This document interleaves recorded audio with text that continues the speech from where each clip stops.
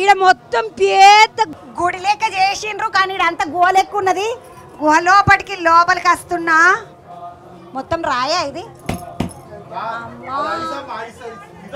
గట్టిగా రాయి గుహ ఇదంతా. అమ్మా ఓ రామచంద్ర అబ్బా మొత్తము ఐస్ ఉన్నది. అలా రామ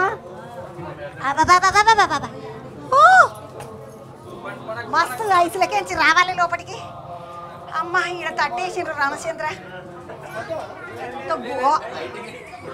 అమ్మా ఓ ఏమని ఐసులకేంచి అంతా బయటకు వచ్చినాకో మెల్లగా నడుచుకుంటా మళ్ళీ మెట్లు దిగాలి. ఇదంతా గుహనేనే అమ్మ. మొత్తం గుహ లెక్క చేసిండ్రు. ఓ రామచంద్ర ఓ ఏమని ఈడ నిప్పులు పెట్టిండ్రు. దబదబ పోతున్నా అంటే మా ఊర్లో ఇట్లా వీరభద్రుని కొలువు ఉంటుంది. ఆ వీరభద్రుని జాతర అప్పుడు వీరన్న జాతర బొద్దపల్లిలా ఇట్లనే నిప్పుల గుండాలు వేస్తారు.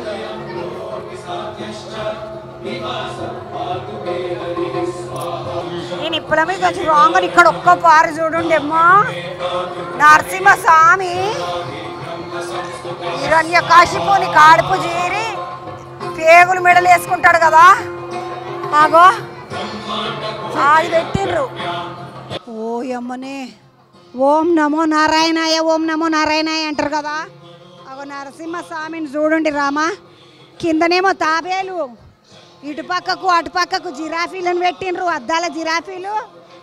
కింద తాబేలు, సామేమో హిరణ్యకశిపుని పొట్ట చీర్చుతున్నాడు. ఆయన తలకాయ కదులుతున్నది, హిరణ్యకశిపుని కాళ్ళు చేతులు కదులుతున్నాయి చూడండి. అబ్బో